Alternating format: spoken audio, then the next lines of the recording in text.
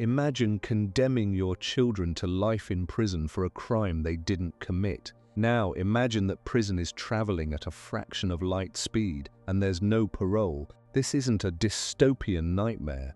It's the reality of generation ships. The problem is not the technology, it's what happens to the people trapped inside there for generations. If you love exploring the universe's biggest mysteries, make sure to hit that subscribe button. Now let's get started. Think about what really defines a prison. Limited space? Restricted freedom? Now think about a generation ship. Let's start with the most basic issue, space. On Earth, even in the densest cities, you have options. You can move to another neighborhood, another city, another country. You can take a walk in nature, visit the ocean, climb a mountain. Now imagine a generation ship. Current designs propose vessels perhaps 1 or 2 kilometers in diameter at most. The entire living space for 1,000 people might be comparable to a small town, except you can't ever leave that town. You can't even go outside in any meaningful sense. The Stanford Torus design, which forms the basis for many generation ship concepts, would rotate to create artificial gravity through centrifugal force. Picture a giant wheel spinning in space with people living on the inner rim. Sounds elegant, but consider the reality. You're born inside this wheel. You grow up inside this wheel. You have children inside this wheel. You die inside this wheel. Every single person you ever meet lives inside this same wheel. Every tree you ever see was planted by human hands in artificial soil. Every body of water is a carefully managed reservoir. The sky is a ceiling with lights that turn on and off. There is no horizon in the way we understand it on Earth. There is no weather that you don't control. There is no wilderness, there is no away. Studies on social isolation and confined environments give us disturbing insights into what this might mean for the human psyche. Research conducted by NASA and other space agencies on long-duration missions to the International Space Station shows that even highly trained astronauts who volunteered for their missions and can see Earth from their windows experience significant psychological stress from confinement. They know their isolation is temporary. They know rescue is theoretically possible. They chose to be there. Now imagine none of those things are true. The children born on a generation ship didn't choose this life. They can't choose to leave. They will never see Earth except as an increasingly dim point of light, if they can see it at all. They will never experience rain that doesn't come from a sprinkler system. Never see wildlife that humans didn't deliberately bring along. Never explore anywhere that isn't mapped and controlled. This isn't just philosophical. It's a profound violation of what we might consider basic human rights: the freedom of movement, the ability to choose your environment, the opportunity to opt out. A recent study published in February 2025 by researchers at the Université de Strasbourg examined the genetic evolution of multi-generational populations in the context of interstellar travel. The findings are sobering.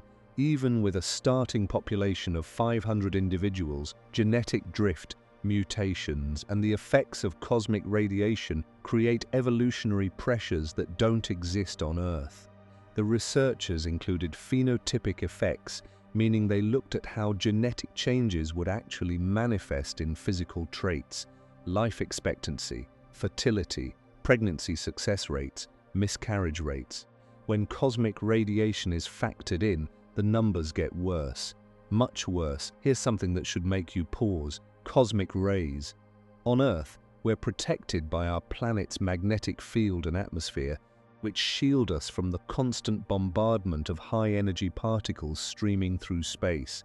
These cosmic rays come from supernovae, active galactic nuclei, and other violent cosmic events.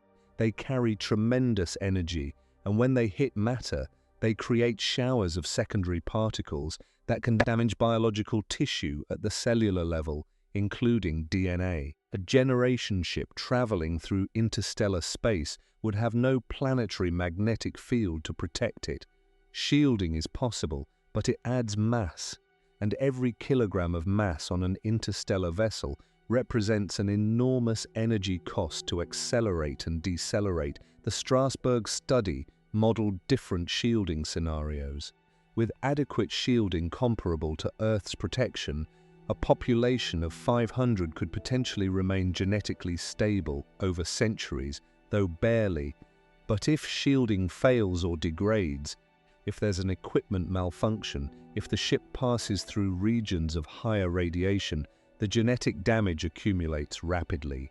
Increased mutations lead to decreased life expectancy, reduced fertility, higher miscarriage rates.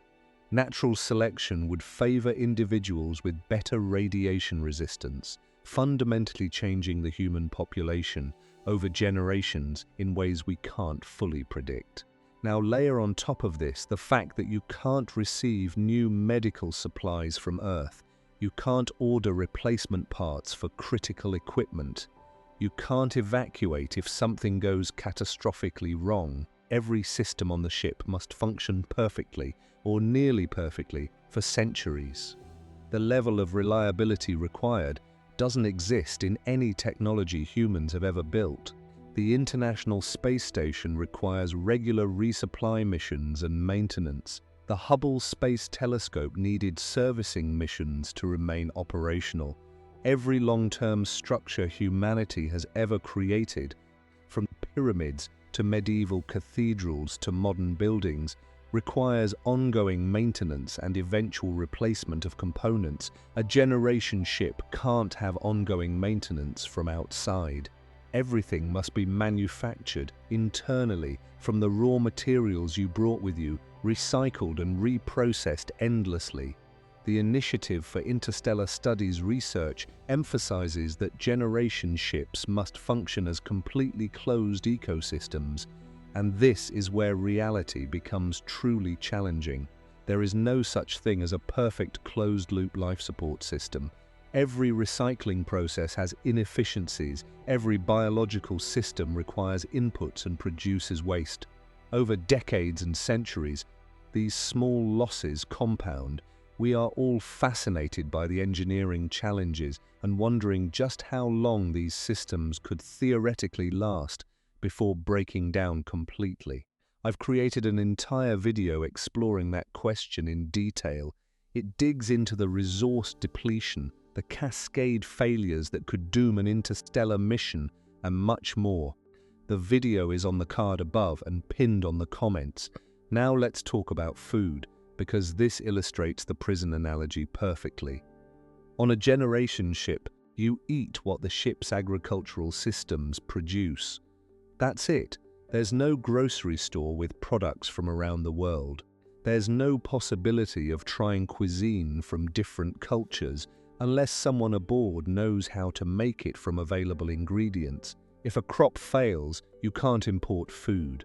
If a pest or disease gets into your agricultural system, you can't abandon the affected area and move somewhere else. You're stuck with whatever biological equilibrium established itself inside your vessel.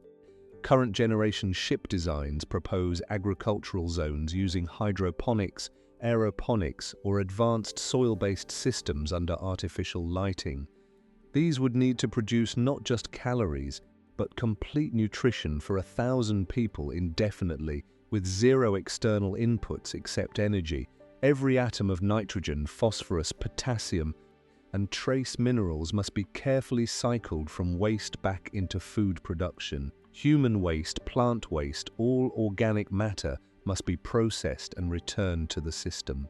This creates a situation where you're literally eating recycled versions of everything that's ever been consumed on the ship, including every person who's ever died there.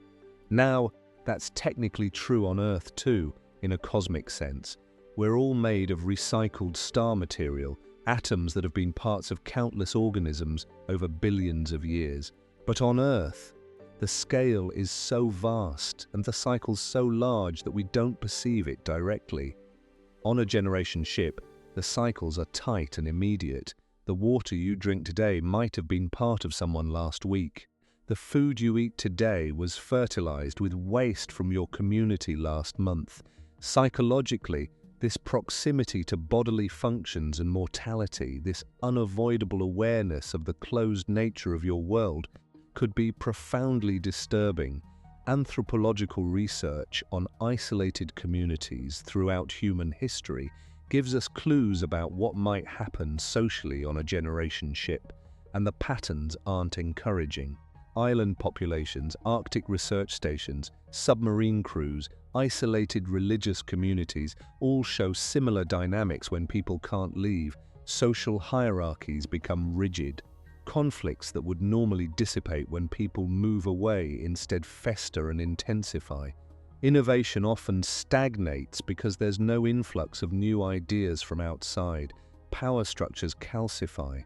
And here's the crucial difference. In every historical example of isolated human communities, people knew that the outside world existed, and that connection was theoretically possible, even if difficult. On a generation ship, there is no outside world, there is only the ship. Consider the social contract that makes civilization work on Earth. We accept certain rules and restrictions because we perceive them as beneficial, or because we can, at least theoretically, work to change them or move somewhere with different rules. Democracy, human rights, personal freedom, these concepts evolved in contexts where people had options, even if those options were difficult or dangerous to exercise. On a generation ship, what happens when someone fundamentally disagrees with how the society operates? Where do they go? What are their options? You might think this is an abstract philosophical concern, but it has concrete implications. Project Hyperion's design competition required teams to address governance structures for multi-generational societies in highly resource-constrained environments. Every proposal had to grapple with the same fundamental tension. How do you maintain a stable society for 250 years when the people living in it didn't choose to be there and can never leave? The answer in almost every scenario involves levels of social control that would be considered authoritarian by contemporary standards. Think about reproduction. On Earth, people generally have the freedom to decide whether and when to have children, though this freedom hasn't always existed and still doesn't exist everywhere. On a generation ship, reproduction can't be left entirely to individual choice because population stability is an engineering requirement, not a social preference. If too many people have children, you exceed your life support capacity. If too few people have children, your population crashes and the mission fails. The Strasbourg genetics study found that with a starting crew of 500, you're already at the minimum viable population for long-term genetic health, and that's assuming everything goes right. This means some authority aboard the ship must regulate who reproduces, when they reproduce, and how many children they have. This isn't a dystopian hypothetical, it's a mathematical necessity. The social implications are staggering. Imagine being told you can't have a second child because the population quota is full. Imagine being pressured to have children you don't want because genetic diversity requires your particular DNA to be passed on. Imagine the resentment, the grief, the anger that would generate in a community where those feelings have nowhere to go and no way to dissipate. Now, let's talk about knowledge transfer across generations, because this represents another subtle but profound form of constraint. The mission's success depends on maintaining technological and scientific knowledge for centuries. Every generation must understand the ship's systems well enough to operate and repair them. This creates an educational imperative that overrides individual choice. You can't decide to be an artist if the ship needs more engineers. You can't pursue pure mathematics if your aptitude tests show you should be working on life support systems. Your talents, your interests, your dreams become secondary to the mission's requirements. The initiative for interstellar studies identified knowledge preservation as one of the critical challenges for generation ships. It's not enough to have libraries and databases. You need living expertise, people who understand complex systems intimately enough to troubleshoot problems that might not even have happened yet. This requires a continuous chain of mentorship and training across multiple generations. If that chain breaks anywhere for any reason, critical knowledge could be lost forever. The ship's society must be organized to prevent that, which means careers and education aren't really choices, they're assignments. Historical parallels exist. Medieval guilds controlled knowledge transfer in their crafts, ensuring expertise passed from master to apprentice across generations, but guild members lived in a wider world where other options existed, even if social mobility was limited. On a generation ship, there is no wider world. The constraints are absolute. If you're born with an aptitude for engineering and the ship needs engineers, that's your life. The mission requirements trump individual autonomy in ways that we would find unacceptable in any free society. Let's examine the physical environment more closely, because the psychological impact of the habitat itself cannot be overstated. Humans evolved in environments with certain characteristics: open skies, horizons, natural light that changes throughout the day, and across seasons, weather patterns, landscapes with variation and complexity. Our brains are wired to process and respond to these environmental features. They're not optional luxuries. They're part of what makes us human. The Stanford Torus design, which remains one of the most plausible generation ship architectures, would create artificial gravity by rotating the entire habitat, stand on the inner surface of the rotating ring, and centrifugal force pushes you outward, simulating gravity. The mathematics work elegantly on paper, but the lived experience would be profoundly alien. The habitat curves upward in both directions. Look left or right along the curve, and you see the landscape rising impossibly into the sky.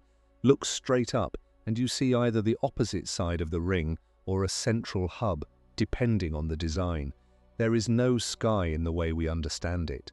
There is no up that leads to infinite space. The Coriolis effect adds another layer of strangeness. Because the habitat is rotating, moving objects experience apparent forces that don't exist in normal environments. Throw a ball, and it curves in unexpected ways. Walk quickly in the direction of rotation or against it, and you feel lighter or heavier.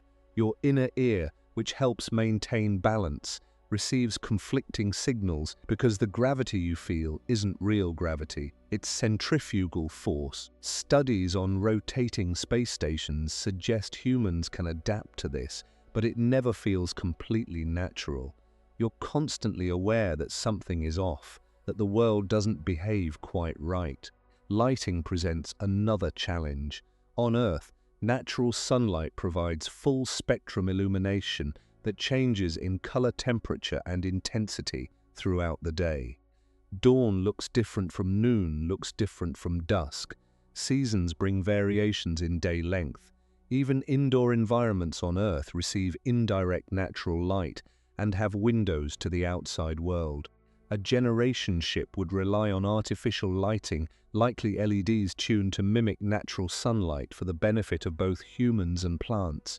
But it's all controlled, all programmed. Someone decides when the sun rises and sets. Someone determines the seasons, if seasons exist at all. This might seem like a minor concern, but environmental psychology research shows that lack of natural light and connection to outdoor environments contributes significantly to depression, anxiety, and other mental health issues. Seasonal affective disorder affects millions of people on Earth simply from reduced sunlight exposure during winter months. Now imagine no natural sunlight ever, just artificial lights that turn on and off according to a schedule. The psychological weight of that, experienced across a lifetime, let alone multiple generations, could be crushing. Biophilia. The human affinity for natural environments and living things is well documented in scientific literature. We're drawn to nature not because of culture or learned behavior, but because of deep evolutionary wiring. Natural environments reduce stress, improve cognitive function, enhance creativity, and promote psychological well-being. Generation ship designers understand this, which is why proposals include green spaces, parks, and agricultural areas visible to inhabitants. But these are all managed ecosystems, carefully controlled, limited in scale. Every tree is there because someone planted it. Every insect, if insects exist at all, was deliberately included in the manifest.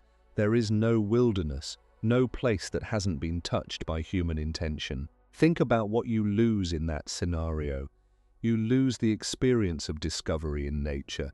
You lose the sense of something existing independent of human purpose. You lose the sublime, that feeling of encountering something vast and ancient that puts your individual existence in perspective.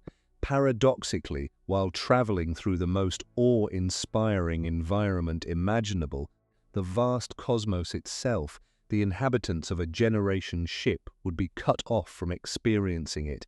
They'd be sealed inside their habitat, surrounded by metal and controlled environments, with at best small windows offering views of the unchanging void. And speaking of views, consider what you'd actually see from a generation ship. During the journey, the stars would appear as fixed points of light, barely changing position even over decades because of the enormous distances involved. Earth's sun would fade to just another star, eventually indistinguishable from the others. The destination star would brighten gradually, but for most of the journey, it would just be a slightly brighter dot among thousands. No planets to watch. No moons rising and setting, no aurora, no weather in the sky, just the eternal, silent, unchanging cosmos. The psychological research on long-duration space missions reveals troubling patterns even in much shorter time frames. Astronauts on the International Space Station, on missions lasting 6 months to a year, report feelings of isolation, monotony, and sensory deprivation, despite constant communication with Earth and regular supply deliveries. They experience sleep disruptions, immune system changes, bone density loss, muscle atrophy, vision problems, and cognitive effects, and they chose to be there. They trained for years. They knew they were coming back. Now extend that to multiple lifetimes. The second generation on a generation ship would grow up hearing stories about Earth from their parents, but those stories would be second-hand memories, increasingly abstract and mythologized. The third generation would hear stories about stories. By the fourth or fifth generation, Earth would be as remote and legendary as ancient Troy is to us. The mission itself, the reason for the entire endeavor, would become tradition and mythology rather than lived reality. Why are we going to this distant star? Because that's what we do, because the ancestors began this journey, because we have no choice. Religious and cultural traditions would likely evolve around the mission, giving meaning to the sacrifice and struggle. This has happened in every isolated human community throughout history. Belief systems emerge to explain and justify the community's existence and constraints. On a generation ship, you might see the development of mission-centric cosmology, where reaching the destination becomes a sacred purpose and Earth becomes a paradise lost. Or you might see the opposite, rejection of the mission, nihilism born from the understanding that you're trapped in a container, hurling through space for no reason you chose. Intergenerational conflict would be inevitable and potentially catastrophic. Every generation would face the same fundamental question: why should we continue this mission? The first generation, who chose to leave Earth, had their reasons. Their children didn't choose anything. Neither did their children's children. At some point, a generation might collectively decide they don't want to continue. They might want to stop the ship, turn it into a permanent habitat, abandon the destination. And here's the crucial thing, they would be entirely within their rights to make that choice, except the entire design and purpose of the ship constrains them from doing so. The ship's trajectory is ballistic for most of the journey. After the initial acceleration phase, it coasts through space, conserving fuel for eventual deceleration at the destination. Changing course would require enormous energy expenditure that might not be possible with the ship's fuel reserves. Stopping in interstasis would mean existing in a void with no resources, no destination, no purpose. The only rational choice is to continue, which means every generation is effectively forced to perpetuate a mission they didn't choose for the benefit of descendants who don't exist yet. If that's not a prison, what is? Let's examine the economic and resource constraints because they create another dimension of control that would permeate every aspect of life aboard a generation ship. On Earth, even in planned economies, there's some degree of market dynamics, trade, resource availability beyond what central authorities can fully control. A generation ship would require total resource management. Every gram of material is accounted for. Every joule of energy has an allocation. Nothing is wasted because waste means mission failure. This creates a society where personal property, as we understand it, might not exist in any meaningful sense. Everything belongs to the mission. You use objects, but you don't own them in the sense that you could do whatever you want with them. Destroy something carelessly, and you're not just damaging your property, you're depleting the ship's finite resources. Waste food, and you're reducing everyone's food security. Use more than your allocation of energy or water, and you're taking from the common reserve that everyone depends on. The social pressure to conform, to not rock the boat literally, would be immense. Deviance from accepted norms isn't just frowned upon socially. It becomes an existential threat to the community's survival. This creates conditions where authoritarian control can flourish under the guise of necessity. History shows us repeatedly that when survival is framed as requiring absolute social cohesion, individual rights are the first casualty. Dissent becomes treason. Nonconformity becomes sabotage. The logic is seductive and terrible. We're all in this together. Anyone who threatens the mission threatens everyone. Therefore, we must eliminate threats. If you want to stay curious about our place among the stars, please hit the subscribe button. I am just starting this channel, and your help makes all the difference. What mechanisms would exist to prevent abuse of power on a generation ship? On Earth, even authoritarian regimes face constraints. People can flee to other countries. Information can leak to the outside world. International pressure can be applied. Geographic distance allows resistance movements to organize. None of these safety valves exist on a generation ship. The leadership, however it's structured, has complete control over life support, food distribution, information systems, and physical space. There is nowhere to run. There is no outside authority to appeal to. The power imbalance is absolute. You might argue that democratic governance could prevent tyranny, but democracy requires certain conditions to function. It requires an informed populace with access to diverse information sources. It requires the ability to organize opposition without fear of immediate retaliation. It requires some degree of economic independence so that people can afford to dissent politically. On a generation ship, all information systems are internal. All communication is potentially monitored because it uses the ship's infrastructure. All economic activity depends on centralized resource allocation. The conditions that allow democracy to function simply don't exist in the same way they do on Earth. Project Hyperion's design teams struggled with this problem. How do you create governance structures that remain fair and responsive across centuries while also maintaining the technical expertise and social cohesion necessary for survival? Every proposed solution involved trade-offs between freedom and security, individual autonomy and collective survival. Some designs proposed rotating councils with term limits. Others suggested meritocratic selection based on competence in critical fields. Still, others imagined direct democracy enabled by digital voting systems. None of them solved the fundamental problem. The people with technical knowledge of the ship's systems inevitably hold power over everyone else. And that power dynamic is built into the vessel's design. Consider what happens if you're born with disabilities on a generation ship. On Earth, societies have increasingly recognized the rights of people with disabilities and developed technologies and accommodations to support their full participation in community life.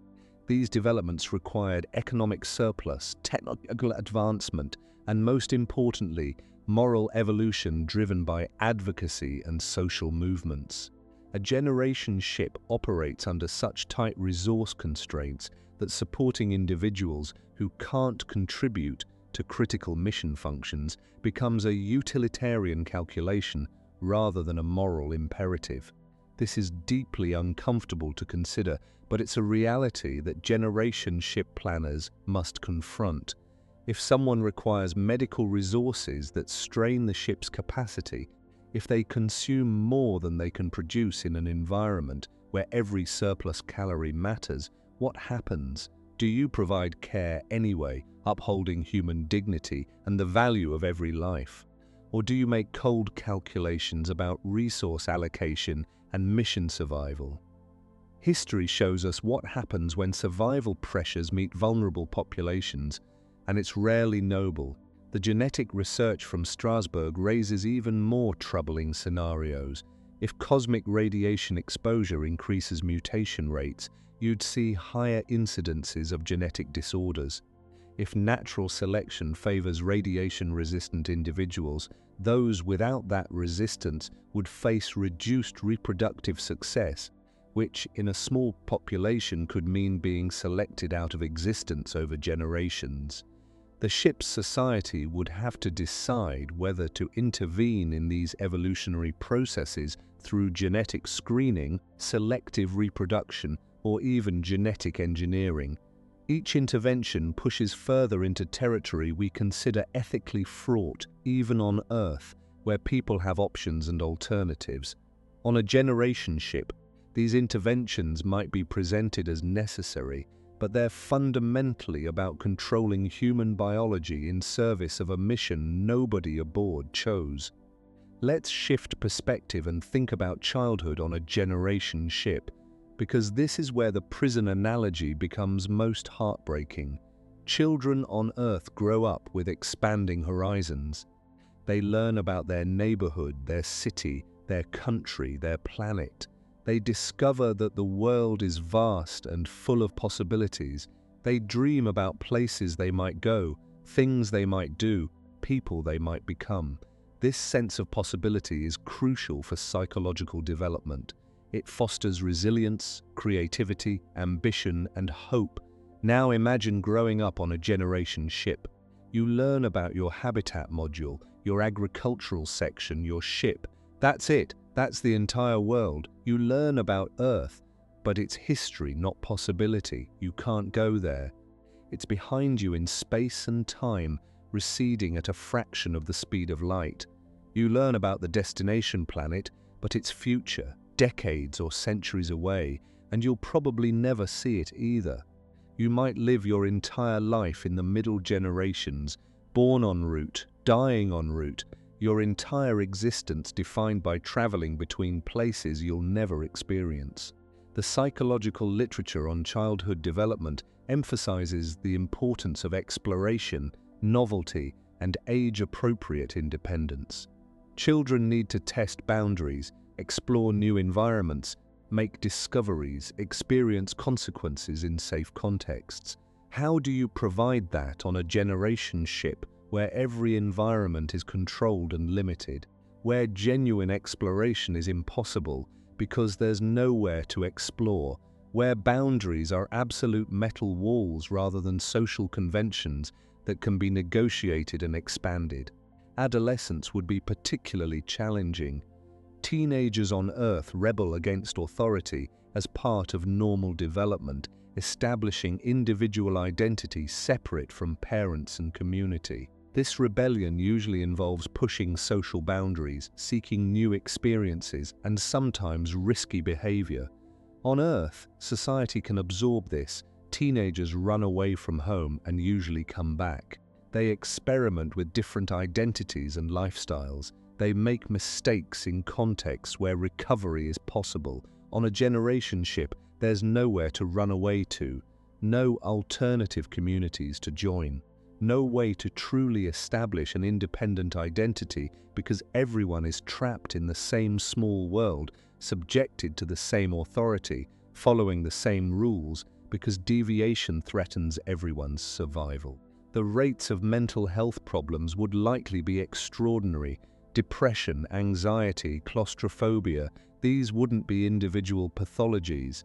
They would be rational responses to an irrational situation. You're confined for life in a habitat not much larger than a small town, with no possibility of escape, performing roles assigned by mission necessity rather than personal choice, under constant surveillance and social pressure to conform. That's not a recipe for psychological well-being.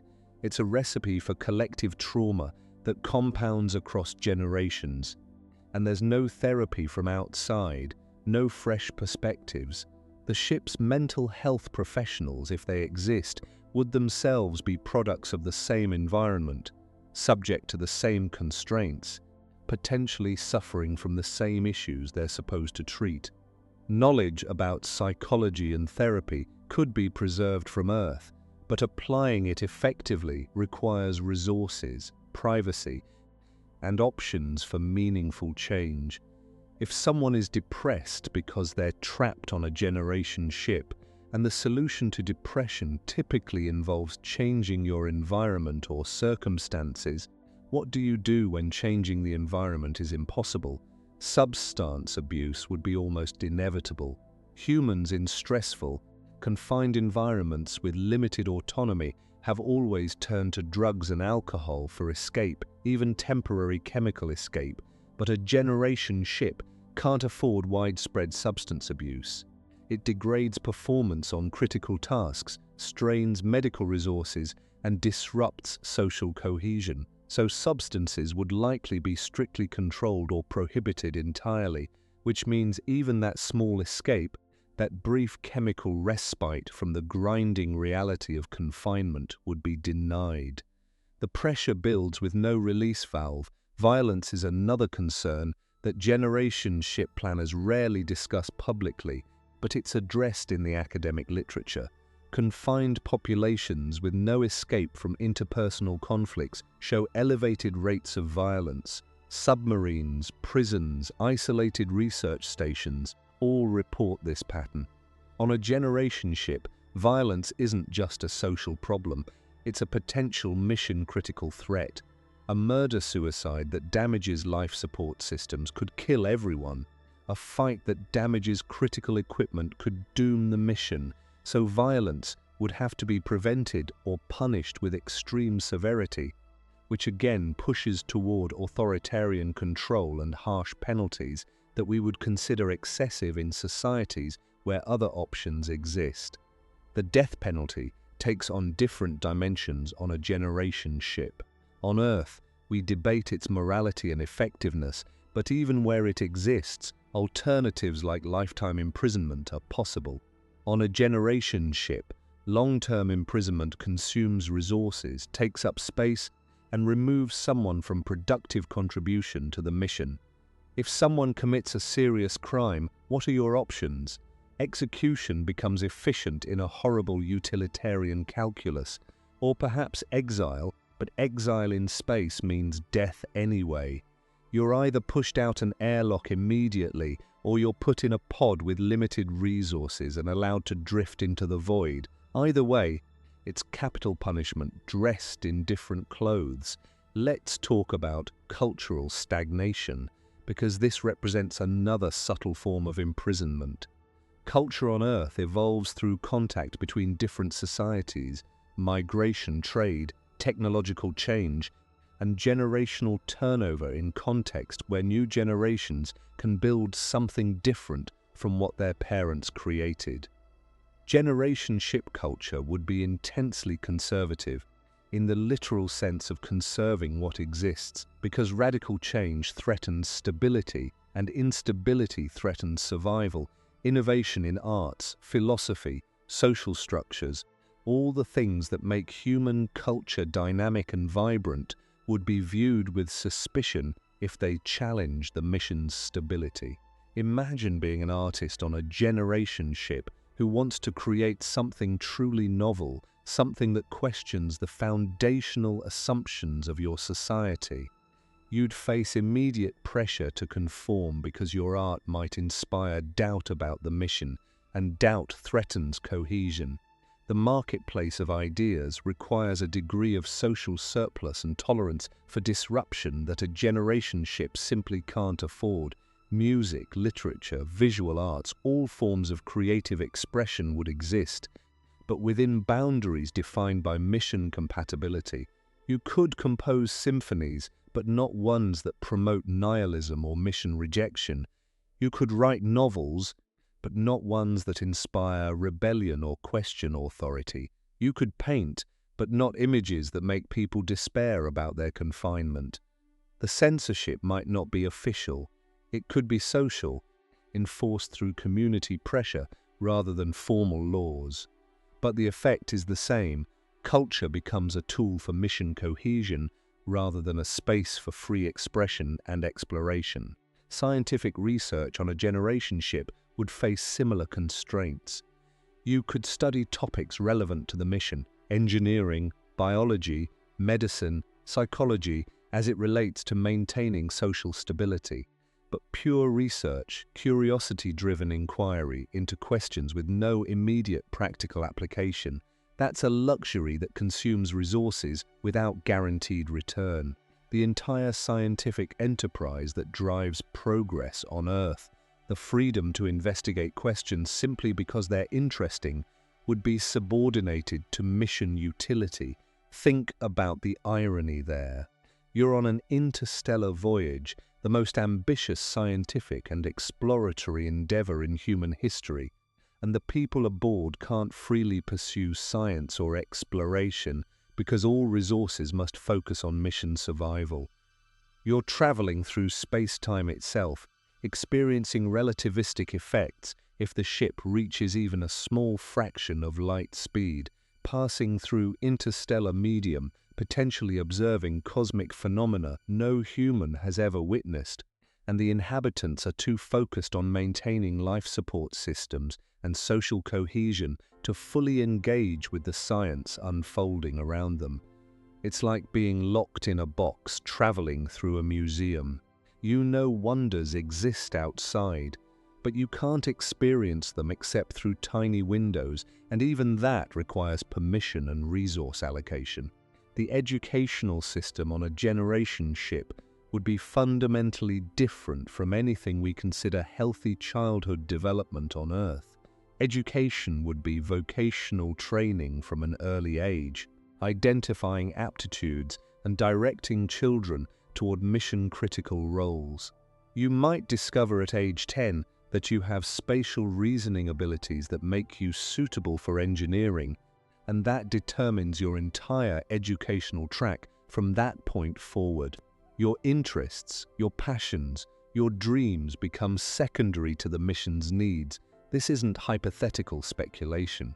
The Project Hyperion design competition explicitly required teams to address knowledge transfer mechanisms to retain technical expertise across centuries.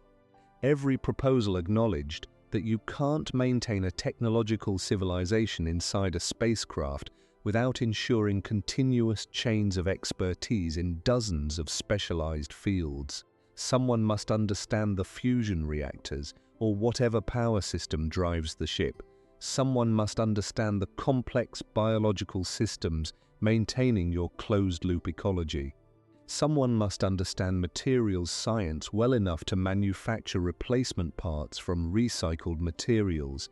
Someone must understand medicine, agriculture, computing, structural engineering, and countless other domains. In a population of only 500 to 1,500 people, you don't have the luxury of letting everyone pursue their passions. You need specific numbers of people trained in specific fields, and you need to ensure that training continues across generations without interruption. This transforms education from a process of personal development into a system of human resource allocation. Children become future mission components, valued for their potential contributions rather than their inherent worth as individuals. Compare this to education on Earth, even in its most utilitarian forms. Yes, we track students into different paths based on aptitude and achievement. Yes, economic pressures push people toward practical careers, but you still have choice even if constrained. You can study art history even if it's not economically optimal. You can switch careers mid-life. You can pursue education for personal enrichment with no career goals at all. These freedoms exist because Earth's economy and society are large enough and diverse enough to accommodate inefficiency and individual variation. A generation ship is not. The concept of retirement doesn't really exist on a generation ship either. On Earth, we've developed social systems where people can stop working after a certain age, supported by savings, pensions, or social safety nets. This represents social surplus, the ability to support non-productive members because productive capacity exceeds bare survival needs. A generation ship operates much closer to the margin. Everyone who can contribute must contribute, likely for their entire lives. The elderly would be expected to work in whatever capacity they're able until they physically can't anymore. And when you can't contribute, when age or illness renders you unable to perform useful work, you become a resource drain in a system that can't afford drains. The implications are grim. Euthanasia might not be mandatory, but it would certainly be encouraged through social pressure. Imagine the guilt of consuming resources while contributing nothing, surrounded by messaging about mission success depending on everyone doing their part. Imagine your children and grandchildren gently suggesting that maybe it's time, that you've lived a good life, that your sacrifice would ensure their survival. That's not dignity, that's coerced suicide dressed in the language of noble sacrifice. Medical care itself would be rationed in ways we find abhorrent in wealthy societies on Earth. Expensive treatments that consume significant resources would be weighed against mission priorities. Save one person with a rare condition or use those resources to maintain infrastructure that keeps everyone alive.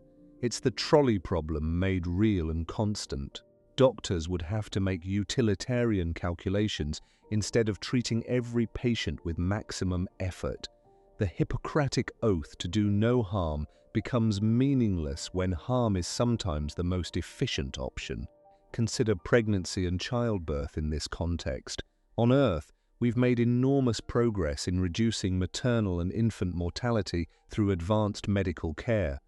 But that care is resource-intensive. Ultrasounds, prenatal screening, neonatal intensive care, all of this requires specialized equipment, trained personnel, and significant energy expenditure. A generation ship would have to decide how much medical infrastructure to dedicate to reproduction. If resources are tight, you might see a return to higher maternal and infant mortality rates, not because the knowledge to prevent it doesn't exist, but because applying that knowledge costs too much in terms of mission resources. And what about genetic screening? The technology to identify genetic disorders before birth exists and would certainly be available on a generation ship. The pressure to use it would be immense. Why allow a child to be born with a serious genetic condition that will require lifelong care and resources when you could screen embryos and select healthy ones? The logic is ruthless and practical, but it's also eugenics. It's deciding which humans are worthy of existence based on their genetic fitness and potential resource consumption. We fought wars and established international human rights frameworks to reject this thinking, but on a generation ship, it becomes rational survival strategy. The research from the Université de Strasbourg on genetic evolution in generation ships explicitly models how mutation rates, natural selection, and phenotypic effects would change the population over time. Their work shows that even without deliberate intervention, natural selection would favor certain traits: radiation resistance, adaptation to the artificial environment, psychological resilience to confinement. Over multiple generations, the population aboard a generation ship would literally evolve to become different from humans on Earth. They would be adapted to their prison, which is exactly how evolution works in isolated populations under specific selective pressures. Island species evolve differently from mainland populations of the same ancestors because island environments present different challenges and opportunities. The Galapagos finches that helped Darwin understand evolution diverged from a common ancestor because each island's environment favored slightly different beak shapes and feeding strategies. A generation ship is the ultimate island, and the humans aboard would become a new subspecies of humanity, adapted to confinement, adapted to recycled air and water, adapted to artificial gravity and controlled environments, potentially losing the ability to thrive in Earth-normal conditions. This raises profound questions about the mission's purpose. If you're sending humans to colonize a new world, but those humans evolve during the journey into something no longer fully compatible with planetary life, what have you accomplished? The descendants who finally reach the destination planet might find they can't tolerate its gravity, its microbiome, its day-night cycle, its weather. They might be so adapted to the ship that they're unable to leave it, turning the colonization mission into a permanent orbital habitat, a prison that follows them to their destination. Let's examine the information environment on a generation ship, because control of information is one of the most powerful tools of oppression, and it would be nearly absolute in this context. On Earth, even in authoritarian states, information finds ways to flow. The internet, smuggled media, travelers bringing news, satellite communications, all create channels that dictators struggle to fully control. A generation ship's communication infrastructure would be entirely internal. There is no internet connection to the outside world. There are no travelers arriving with fresh perspectives. There is no smuggling information from outside, because there is no outside. The ship's library and databases would contain enormous amounts of information from Earth. But what's included in those archives? Who decides which books, which movies, which historical records, which scientific papers make the cut when storage is limited? These decisions shape what future generations know about Earth, humanity, and the universe. Control the archives and you control history itself. Revisionist narratives become truth when there's no alternative source to contradict them. Imagine a generation born 100 years into the journey who questions the mission.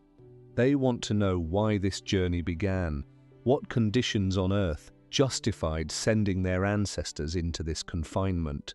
They access the historical archives, but those archives were curated by the first generation with specific goals in mind. Maybe Earth's problems were exaggerated to justify the mission. Maybe alternative solutions were downplayed. Maybe the real reasons were political or economic rather than survival-driven. The descendants have no way to verify anything because they can't check with independent sources. They're trapped with whatever historical narrative the founders chose to preserve. Real-time communication with Earth becomes impossible fairly quickly. Radio waves travel at the speed of light, So once the ship is 1 light-year away, any message takes 1 year to reach Earth and another year for a response. 2-year communication delays make conversation impossible. At 5 light-years, it's a 10-year round trip for a message. By the time you're deep into the journey, Earth might as well not exist for communication purposes. You're utterly isolated, dependent on whatever knowledge and culture you brought with you, evolving separately from the rest of humanity. This isolation means no rescue is possible if something goes wrong. If a critical system fails, if a social crisis erupts, if disease sweeps through the population, you cannot call for help. There is no cavalry coming over the hill. You live or die by your own resources and ingenuity. This knowledge, the absolute certainty that no help is possible, would weigh on every decision, every risk, every conflict. The psychological burden of that isolation is hard to overstate. Think about how communities on Earth draw strength from knowing they're part of something larger. Even small towns connect to regional economies, national governments, global culture. You can leave if you need to. Resources can arrive from outside if disaster strikes. You're not truly alone. A generation ship is truly alone in the most profound sense possible. It's a bubble of human civilization surrounded by light years of emptiness, with no connection to anything else, no possibility of outside intervention, no context except what exists within the hull. Now consider entertainment and leisure, aspects of life we consider fundamental to well-being. On Earth, entertainment comes from countless sources: live performances, recorded media, sports, games, travel, dining, countless forms of recreation that give life texture and joy. A generation ship would have entertainment, but all of it would be either brought from Earth or created internally with limited resources. The library of movies, music, games and books would be large but finite. You could watch every movie in the archives if you lived long enough. You could read every book. The culture would loop back on itself, endlessly recycling the same reference points. New creative works would be produced, of course. Humans create art even in the most constrained circumstances, but the influences would be limited to what exists in the archives, plus whatever previous generations aboard created. There's no fresh input from outside. No new artistic movements emerging from different cultures on Earth. No technological innovations enabling new forms of expression.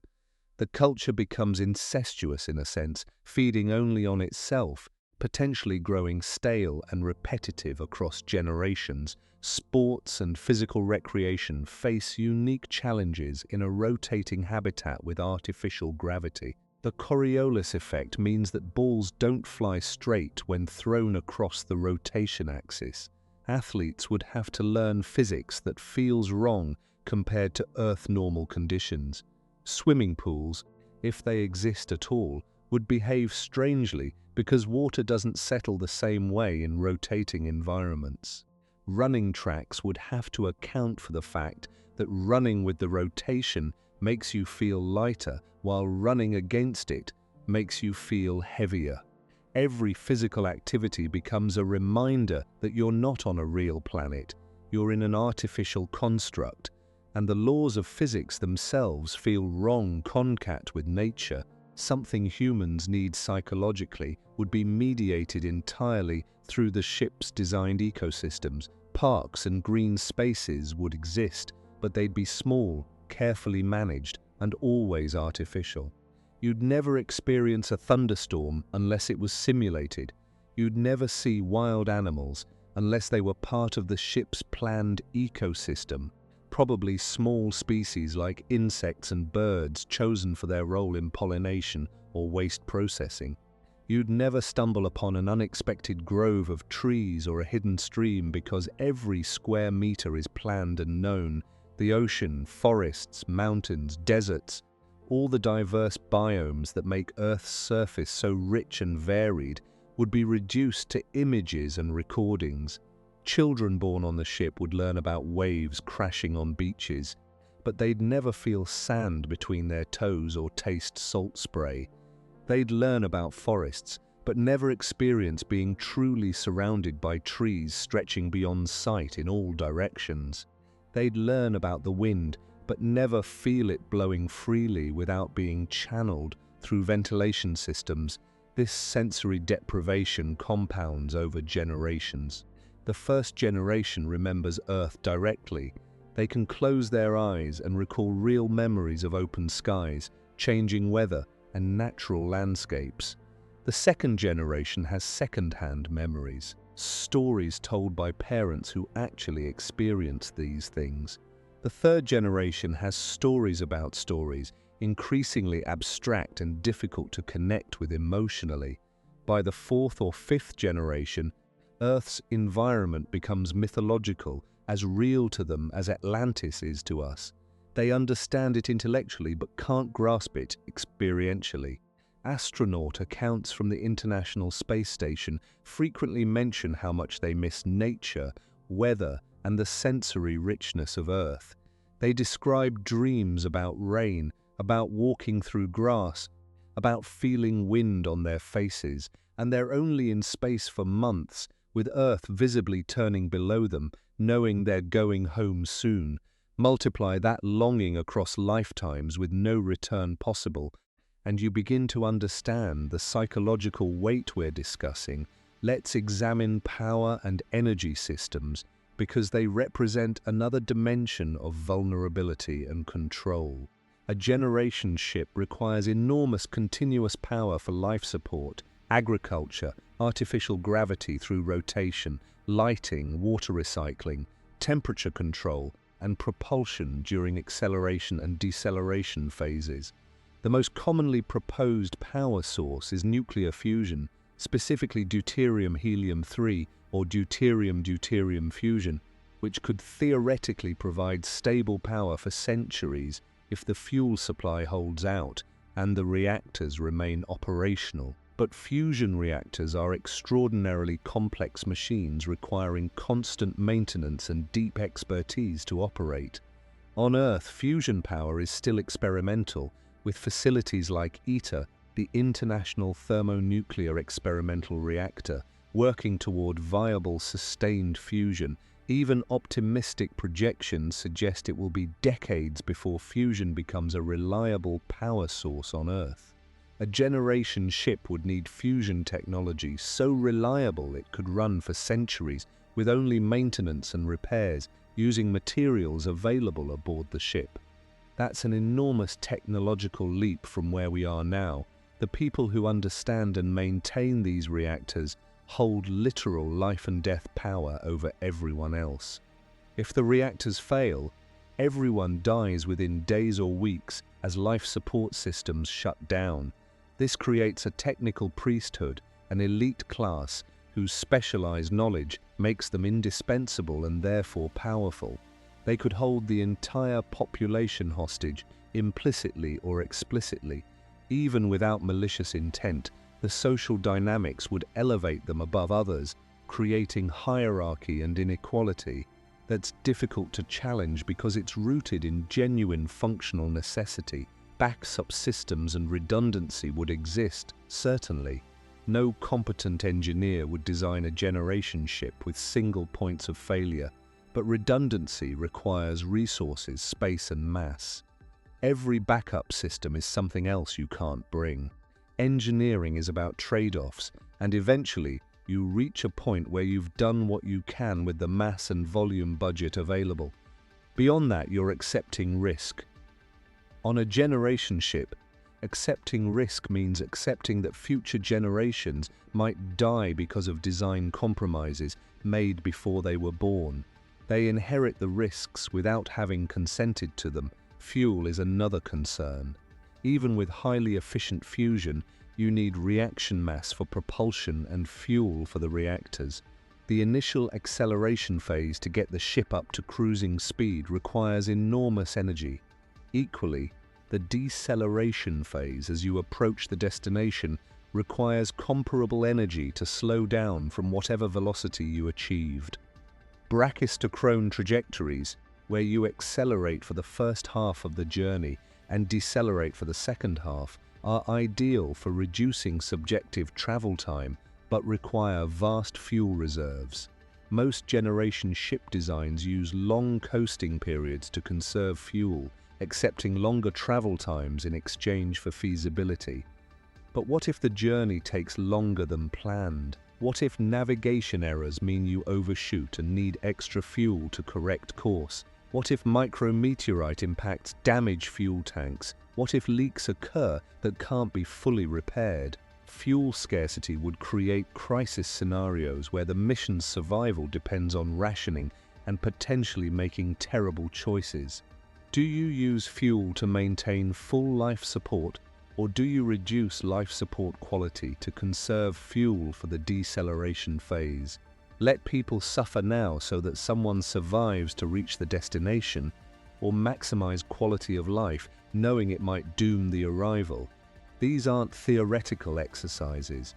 They're real dilemmas that generation ship planners must consider, and the people facing these dilemmas wouldn't be the ones who made the initial decision to launch. They'd be descendants born into this situation, forced to make impossible choices because of a journey their ancestors began. The ship's trajectory through interstellar space presents hazards that are difficult to predict or mitigate. Interstellar medium isn't empty. It contains about 1 atom per cubic centimeter on average, mostly hydrogen, along with dust particles and occasionally larger objects. At high velocities, even tiny particles carry enormous kinetic energy. A dust grain hitting the ship at 10% of light speed impacts with energy comparable to a large explosive device. Protection requires shielding, either physical barriers made of dense materials or magnetic fields that deflect charged particles.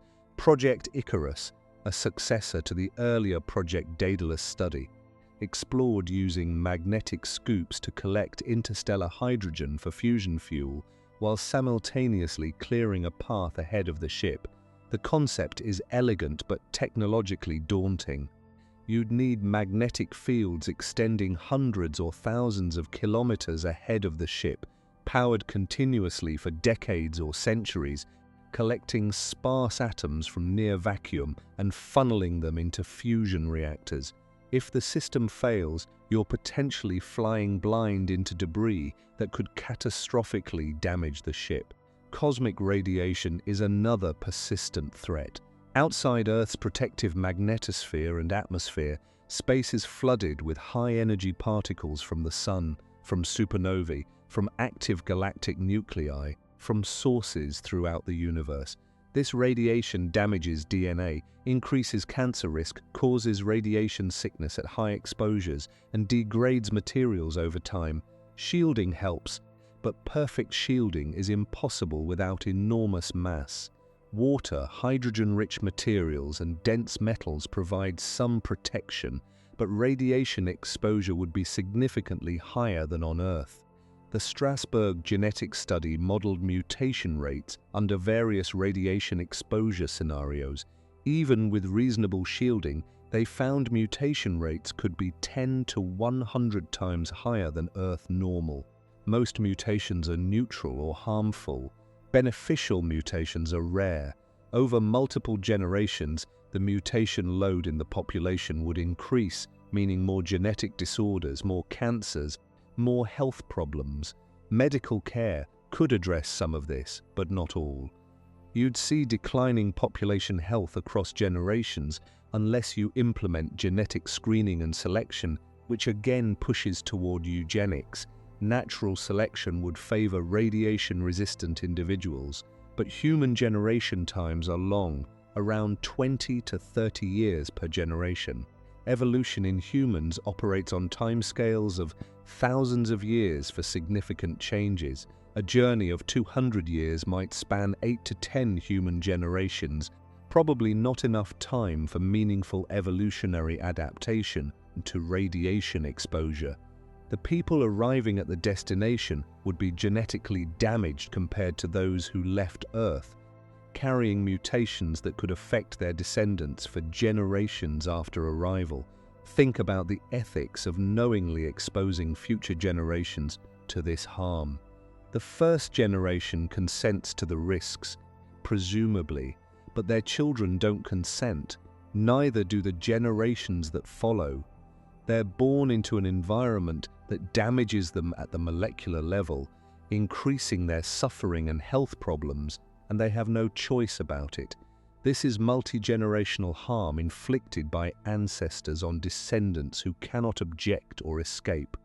Now let's discuss the social implications of rigid class structures that would almost inevitably emerge. Even if the ship launches with ideals of equality and shared purpose, functional specialization creates hierarchy.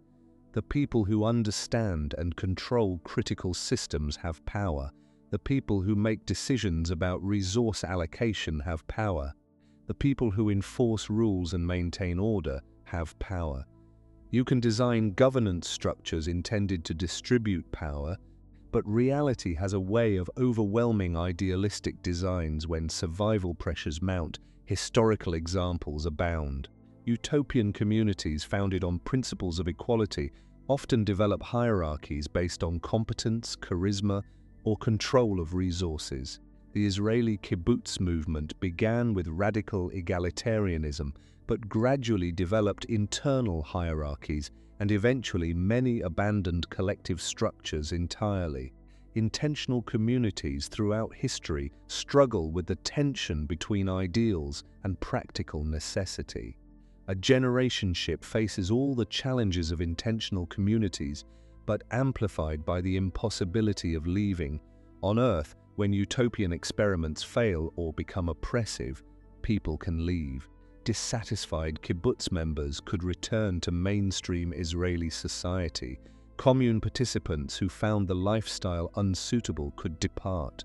Exit is a safety valve that allows experimentation without permanent consequences. Remove that safety valve and social experiments become traps. The children of the elite, those born to families controlling critical ship functions, would have advantages in education, access to information, and social connections. Even with formal equality, informal networks of privilege would develop. The engineer's daughter gets mentored in fusion reactor operations. The agricultural director's son learns resource management from childhood. The captain's family builds relationships with other leadership families. Over generations, you'd likely see the emergence of something resembling aristocracy, where certain families dominate critical positions and pass their status to their children. This isn't conspiracy or malice. It's emergent social dynamics in constrained systems. When positions are limited and the consequences of incompetence are catastrophic, you tend toward selecting people from pools you trust, and family represents the highest trust relationship. When training is intensive and starts young, children of experts have enormous advantages because they grow up immersed in the knowledge domain.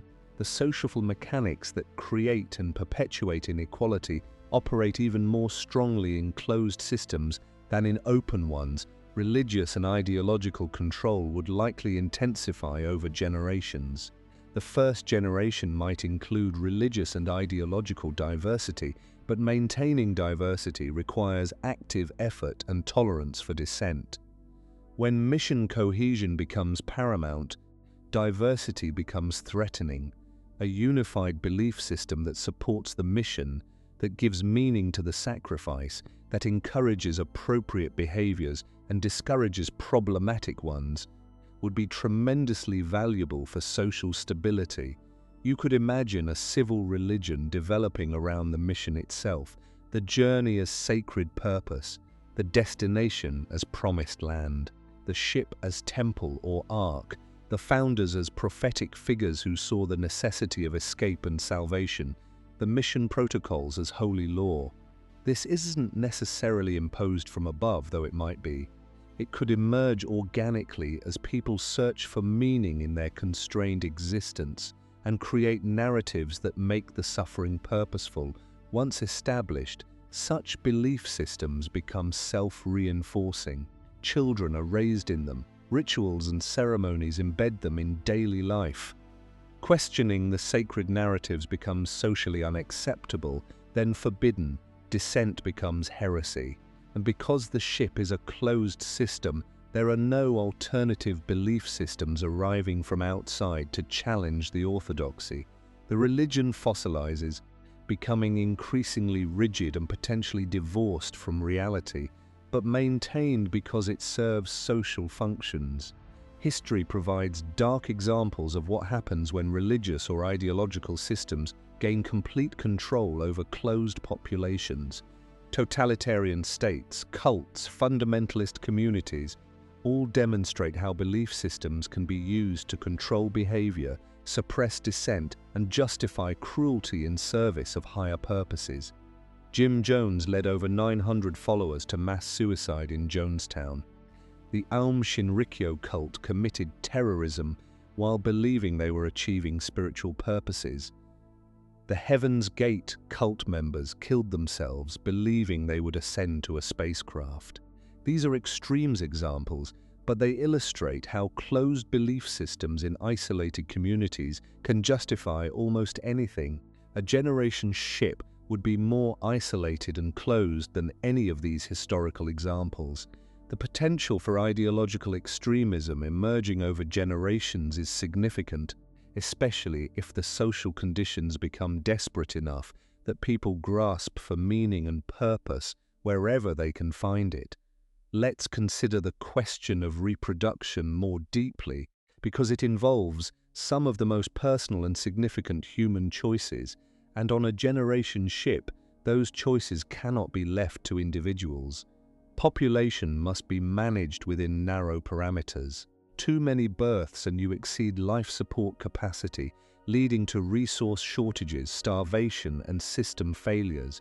Too few births and the population shrinks, genetic diversity declines further, and you risk not having enough people to maintain critical ship functions. The optimal population size for a generation ship involves complex trade-offs.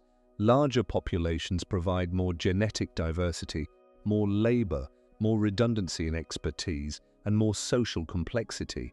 But they require larger ships, more resources, more complex governance, and more potential for conflict. Smaller populations reduce resource requirements and simplify governance, but increase vulnerability to disasters, reduce genetic diversity, and create problematic social dynamics in very small groups. Most studies suggest populations between 500 and 1,500 as the workable range. Below 500, genetic diversity becomes critically limited and social dynamics become unstable. Above 1,500, the mass and resource requirements become prohibitive for current or near-future technology. Within this range, every birth and death matters for maintaining population stability. This means reproductive freedom, which we consider a fundamental human right, essentially cannot exist on a generation ship. Someone must decide how many children are born, when they're born, and to some extent to whom they're born to maintain genetic diversity and avoid inbreeding. These decisions could be made through various mechanisms: centralized authority, lottery systems, social credit systems, genetic compatibility matching, or community consensus. But regardless of mechanism, the fundamental reality remains. Your choice to have children, how many children, and when, would be constrained or eliminated entirely. Imagine wanting a child and being told you cannot have one because the population quota is met this year, or being told you must have a child because your genetic profile is needed in the breeding pool, regardless of your personal desires, or being paired with a genetically compatible partner you don't love because genetic diversity requires avoiding consanguinity in a small population. These scenarios transform one of the most intimate human experiences into an administrative function managed for mission efficiency. The psychological impact of losing reproductive autonomy is profound. For many people, having and raising children is life's central purpose and deepest joy. Denying or controlling that experience creates resentment, grief, and resistance. Enforcing reproductive controls requires either overwhelming social pressure or coercive authority, both of which undermine human dignity and autonomy. And what happens if someone gets pregnant outside the approved plan? Forced abortion is one of the most traumatic experiences possible, yet it might be considered necessary to maintain population control. The alternative is allowing unauthorized births, which undermines the entire population management system and creates fairness issues. Why do some people get to break the rules while others comply? Either way, you're choosing between profound violations of personal autonomy and systemic breakdown.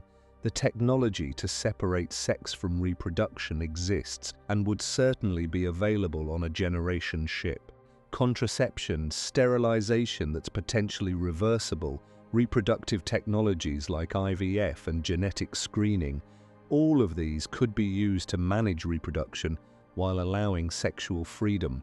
But that still means centralized control over one of the most fundamental aspects of human biology and experience. It means someone, some authority or system, decides when you're allowed to reproduce, and that permission can be granted or denied based on factors entirely outside your control. Genetic management goes beyond just preventing inbreeding. With a small founding population, every genetic lineage matters. If certain families simply choose not to have children or have fewer than needed to maintain their genetic contribution, the overall diversity of the gene pool shrinks. This creates pressure not just to have children, but to have the right number of children with genetically appropriate partners. The concept of marrying for love becomes secondary to genetic optimization. You could imagine a scenario where genetic profiles are analyzed and individuals are given compatibility rankings with potential partners. High compatibility means your offspring would maximize genetic diversity. Low compatibility means inbreeding risk or redundant genetic contributions.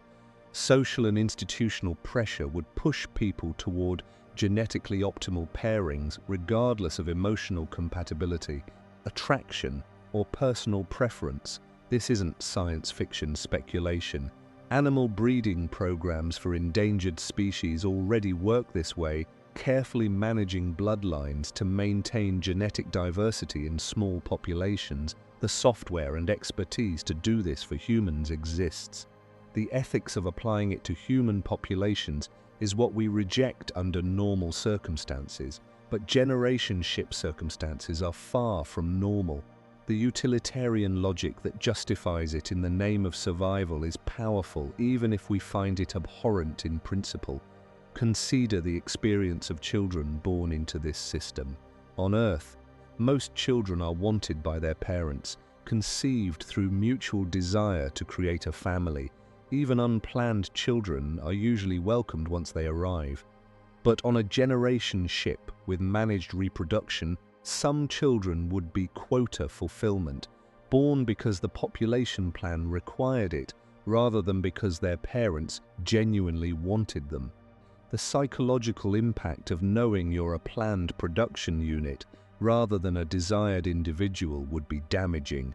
Conversely, children who were wanted but not approved, who represent unauthorized reproduction or violations of the population plan, might face stigma, resentment from the community, or even worse consequences. They represent system failures, and they might be treated as such, punished for the circumstances of their birth over which they had no control. The aging population presents another management challenge. As medical technology improves, people live longer, which is generally positive, but on a generation ship with constrained resources, longer lifespans mean slower population turnover. If people live to 80 or 90, and you need to maintain stable population, birth rates must be correspondingly lower. This means fewer children, which reduces the joy and renewal that children bring to communities, and potentially creates an age-imbalanced population where the elderly outnumber the young age imbalances, create social and economic problems. Fewer young people means fewer workers in physically demanding roles. More elderly means more medical care requirements and end-of-life resource consumption. The intergenerational dynamics become strained as the young support an increasingly large elderly population that consumes resources without contributing labor.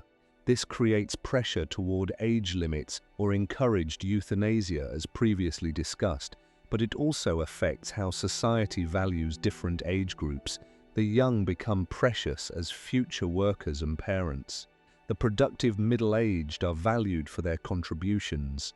The elderly become burdens, consuming resources while contributing less. This utilitarian calculus corrodes the respect and care for elders that most human cultures have developed. Instead of wisdom and experience being honored, they're tolerated only as long as they're useful. Let's examine governance structures in more detail, because the political organization of a generation ship profoundly affects every aspect of life aboard. Democracy, as we practice it on Earth, assumes certain conditions: diverse populations with competing interests, the ability to change leadership without destroying the system, tolerance for inefficiency in exchange for representation, and the freedom for people to organize, dissent, and advocate for change. Most of these conditions are problematic or impossible on a generation ship. The mission itself is non-negotiable.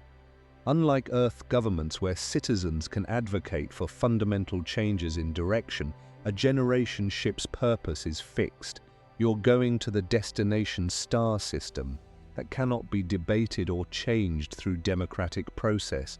This means democracy, if it exists, operates only within narrow parameters. You might vote on resource allocation details, social policies, or leadership selection, but the fundamental trajectory of your entire society is predetermined and unchangeable. This creates a strange hybrid system where democratic forms might exist, but democratic substance is limited. You're free to choose, but only within boundaries defined by the mission. It's comparable to democracy within a corporation. Employees might vote on certain internal policies or representatives, but the corporation's fundamental purpose and structure are not subject to democratic control. Shareholders and executives make those decisions.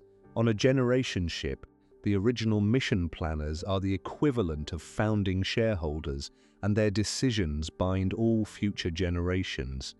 Meritocracy seems like an attractive governance model for generation ships. Let the most competent people make decisions. Select leaders based on expertise and ability rather than popularity or heredity. This appeals to our sense that difficult technical problems require technically competent solutions, but meritocracy has serious flaws that become worse in closed systems.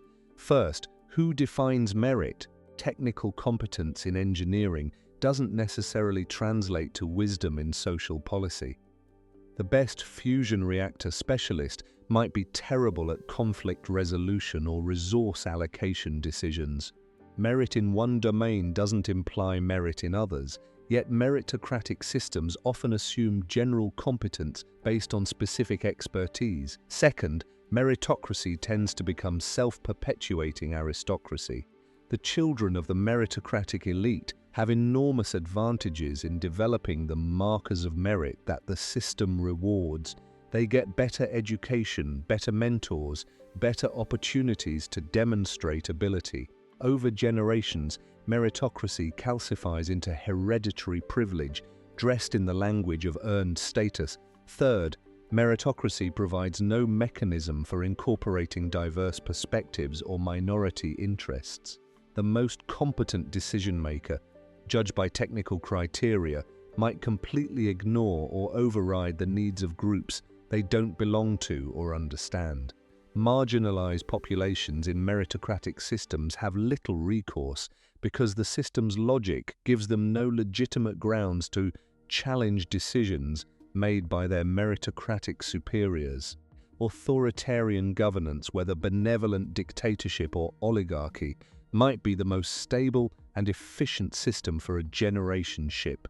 A strong central authority can make hard decisions quickly, enforce compliance, manage resources efficiently, and maintain social order without the messiness of democratic process. This is why crisis situations often see temporary suspension of democratic norms. When survival is at stake, efficiency trumps representation. The Project Hyperion competition proposals reveal this tendency. Most teams proposed some form of centralized technical authority working alongside limited democratic or consultative bodies.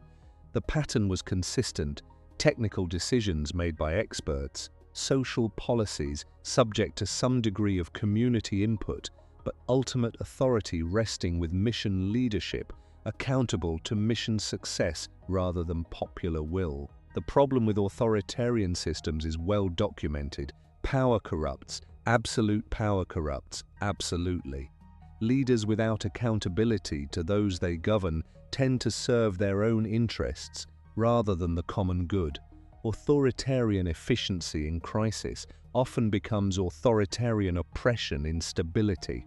And when authoritarian systems fail or become tyrannical, they're difficult to reform or replace without violence. On Earth, tyrannies eventually fall, either through internal collapse, external pressure, or revolution. But a generation ship has no external pressure to moderate authoritarianism. There's no rival system to defect to, no international community to impose sanctions, no possibility of foreign intervention. And revolution on a generation ship is catastrophically dangerous because damaging critical systems kills everyone, not just the regime. Imagine living under a tyrannical captain or governing council with no possibility of escape or effective resistance. Your options are submission, ineffective protest that might be punished, or rebellion that risks destroying the ship and killing everyone, including yourself and your family. This is the ultimate captive population, and the potential for abuse is unlimited. Historical ship captains exercised near absolute authority at sea, and while many were fair and competent, some were brutal tyrants. The Bounty Mutiny is famous, but it was exceptional because mutinies were rare and dangerous. Most sailors endured bad captains because the alternatives were worse. On a generation ship, you can't even jump ship at the next port. You're trapped for life, and your children are trapped, and their children for generations. Law and justice systems face unique challenges in generation ship contexts. On Earth, legal systems evolved over centuries, incorporating precedents, cultural values, and philosophical principles about rights, responsibilities, and the relationship between individuals and the state. These systems are imperfect but generally trending toward greater recognition of human rights and dignity. A generation ship's legal system would be designed, not evolved, and designed with mission success as the paramount concern rather than individual rights. What happens when individual rights conflict with mission survival? On Earth, we've established principles like due process, prohibition of cruel and unusual punishment, freedom of speech and association, and privacy rights. These principles limit state power and protect individuals even when doing so is inefficient or allows some harmful behavior to go unpunished. But on a generation ship, every one of these rights could be seen as luxury the mission cannot afford. Due process takes time and resources. Summary judgment is more efficient. Cruel and unusual punishment might be effective deterrent when you can't afford prisons or extensive rehabilitation programs. Freedom of speech becomes dangerous when speech can undermine mission cohesion or spread destabilizing ideas. Privacy becomes impossible when monitoring everyone ensures early detection of dangerous behavior or system failures. The legal system might criminalize behaviors we consider personal choices, refusing work assignments, unauthorized reproduction, consuming more than your allocated resources, expressing dissent against mission leadership, teaching children unapproved ideas. All of these might be criminal offenses on a generation ship, even though they're protected rights or minor infractions on Earth. Punishment systems would be constrained by the impossibility of imprisonment as we practice it. Prisons consume space and resources while removing people from productive work. You can't afford to feed, house, and guard prisoners for years when every person must contribute to survive. This pushes toward either corporal punishment, which we consider barbaric, or exile, which in a generation ship context means execution, since there's nowhere to exile people to. You might see the return of physical punishment, whipping, beating, or other painful but temporary sanctions that allow the person to return to work immediately. Or you might see execution for crimes we would consider moderate offenses, theft of critical resources, sabotage, violence, unauthorized reproduction, persistent refusal to work. All of these might carry death penalties because the alternative is imprisoning people the mission cannot afford to imprison. The social dynamics of crime and punishment in such a small population would be intense. On Earth, criminals are often strangers or distant figures. On a generation ship, everyone knows everyone, at least indirectly. The person executed for sabotage is your neighbor, your co-worker's brother, someone you see in the dining hall every day. Justice is immediate and personal in ways that urban anonymity on Earth prevents. This could create powerful social cohesion through shared participation in justice, but it could also create trauma, vendettas, and factional conflicts. If my brother is executed for a crime I think was unjustly punished, I might harbor resentment against the system and those who supported his execution. Small communities can maintain grudges for generations. Family feuds in isolated communities on Earth sometimes last centuries. A generation ship provides no escape from such conflicts. You're stuck with your enemies and their descendants forever. Mental health and psychological well-being deserve deep examination because the conditions on a generation ship are precisely those known to cause psychological distress. Confinement, lack of privacy, restricted choice, limited environmental variety, constant social pressure, inability to escape stressful situations, and disconnection from nature. We know from research on submarines, Antarctic stations, and space stations that these conditions create psychological strain even in carefully selected, highly trained personnel serving limited tours. Submariners on extended patrols show increased stress, interpersonal conflicts, and psychological symptoms. Antarctic winter-over teams confined together for months experience similar issues. ISS astronauts undergo extensive psychological screening and support, and they're still only up there for months, not lifetimes. The idea of subjecting entire populations to these conditions across generations is unprecedented, and there's no reason to expect people would adapt without significant psychological cost. Depression rates would likely be high. The monotony, confinement, and lack of meaningful choice that characterize life aboard a generation ship are all known risk factors for depression. Treatment options would be limited. Psychotherapy might help, but there's only so much therapy can do when the fundamental problem is the inescapable conditions of your existence. Medication could manage symptoms, but pharmaceutical supplies would be limited, and producing complex psychiatric medications aboard the ship might not be feasible. Anxiety disorders would also likely proliferate. Living in an environment where catastrophic system failure could kill everyone creates background existential dread. Every unusual sound, every minor malfunction, every variance from normal operations becomes potentially terrifying because the consequences of failure are absolute. This is analogous to living in a war zone or disaster area, except you can never leave and the threat never ends. Claustrophobia and agoraphobia might manifest in complex ways. People might develop intense anxiety about enclosed spaces even though the entire ship is an enclosed space. creating psychological distress with no escape. Conversely, some might become agoraphobic about the ship's larger open areas, which, despite being spacious by spacecraft standards, are still confined compared to Earth's outdoors. The psychological architecture of fear and anxiety would be shaped by the unnatural environment in ways difficult to predict. Post-traumatic stress disorder could result from accidents, deaths, system failures, or social violence. On Earth, trauma treatment often involves removing the person from the traumatic environment and helping them process the experience in safety. On a generation ship, you can't remove people from the environment.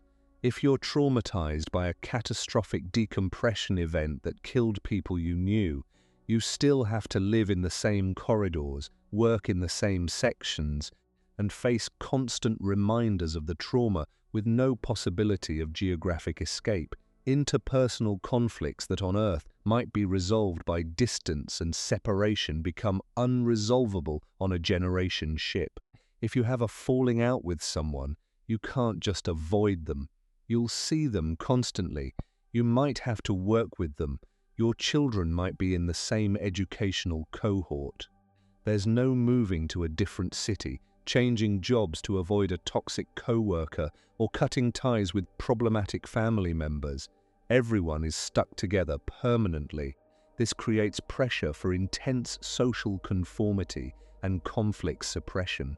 You learn to swallow your anger, hide your resentment, and maintain surface civility because the alternative makes life unbearable. But suppressed conflict doesn't disappear. It festers, creating chronic stress and eventually erupting in ways that might be more destructive than if it had been addressed openly. The psychological cost of maintaining artificial harmony in inescapable social situations is significant. Substance abuse might become a major problem as people seek escape from psychological distress. Alcohol, if its production is permitted, provides temporary relief from anxiety and depression. Other drugs, whether medicinal compounds repurposed for recreational use or substances deliberately produced, might proliferate. The ship's closed ecosystem means drug problems can't be solved by interdiction since there are no external suppliers to cut off. If people can make it aboard the ship, they will, and stopping them requires invasive surveillance and control. The authorities might choose to provide regulated access to intoxicants, reasoning that controlled distribution is safer than prohibition. But this creates its own problems. Who decides who gets how much? What happens to people who develop dependencies? How much productivity loss is acceptable? These questions have no easy answers, and the solutions chosen would profoundly affect quality of life and social dynamics. Suicide becomes a particularly complex issue on a generation ship. On Earth, suicide is tragic but understood as an individual choice, however much we work to prevent it. On a generation ship, suicide represents loss of precious human capital, genetic diversity, and expertise that cannot be replaced. It might be criminalized, with attempted suicide punished to deter others, or it might be heavily stigmatized, with intense social pressure against even suicidal ideation. But prohibiting or stigmatizing suicide doesn't eliminate the despair that causes it. People living in unbearable conditions with no hope of change will find ways to end their suffering if they're determined to do so. The question becomes whether the society acknowledges this and provides some form of compassionate end-of-life option, or whether it forces people to suffer indefinitely or die by violent means. Euthanasia might be formally available under certain conditions: terminal illness, extreme age, or perhaps even intolerable psychological suffering. This could be presented as compassionate choice, but it also creates pressure on people who are burdensome to do the right thing and voluntarily exit. The elderly, the chronically ill, the disabled, all might feel explicit or implicit pressure to stop consuming resources and make way for more productive members of society. The entire concept of disability takes on darker dimensions in a generationship context. On Earth, we've gradually moved toward understanding that disability is not a personal failing, but often a mismatch between person and environment, and that accommodation and support allow disabled people to live full lives. This philosophy requires resources, assistive technologies, accessible design, support services, and social tolerance for different ways of being. A generationship operating under constant resource constraints, with everyone expected to contribute productively, might not be able to afford this philosophy. Disability accommodations consume resources and reduce efficiency. The cold utilitarian calculus might conclude that accommodating disabled people is luxury the mission cannot afford. This doesn't mean outright elimination, though that's possible, but rather minimal accommodation and strong pressure on disabled people to either overcome their limitations or accept marginal status. People born with or who develop disabilities might face lives of poverty, low status, minimal support, and social resentment. They might be excluded from reproduction to prevent passing on genetic conditions. They might be assigned the worst jobs or no jobs at all, surviving on minimal resource allocation. The social contract that on Earth increasingly includes disabled people as full participants might be abandoned under the pressure of mission survival. Children with developmental disabilities, learning differences, or behavioral problems pose particular challenges. On Earth, special education and therapeutic interventions help many such children develop into functional adults. These interventions are resource-intensive, requiring specialized expertise, individualized attention, and patience. A generationship might simply not provide these resources, instead expecting children to meet standard developmental milestones or accepting them as lifelong dependents who never fully contribute. The autism spectrum illustrates the complexity. Many autistic people have valuable skills, particularly in technical domains requiring focused attention and pattern recognition. But they might also have social difficulties or sensory sensitivities that make the confined, intensely social environment of a generation ship unbearable. The ship might benefit from their technical contributions, while the environment causes them severe psychological suffering. How does the utilitarian calculus weight that balance? Neurodiversity more broadly might be suppressed in favor of neurotypical conformity. ADHD, dyslexia, various processing differences, all the natural variation in human cognition might be seen as problems to be eliminated rather than diversity to be accommodated. Genetic screening could reduce the incidence of these conditions, moving toward neurological homogeneity that makes social management easier but reduces cognitive diversity. Yet cognitive diversity often drives innovation and problem solving. Different thinking styles approach problems from different angles. Homogeneous groups suffer from groupthink and blind spots. A generation ship might need cognitive diversity to solve unexpected problems, but it also needs social conformity to maintain order. This tension between diversity for innovation and uniformity for stability has no clear resolution. Education systems on a generation ship would be intensely focused and utilitarian. On Earth, education aims at multiple goals: workforce preparation, certainly, but also personal development, cultural transmission, critical thinking, creativity, and citizenship.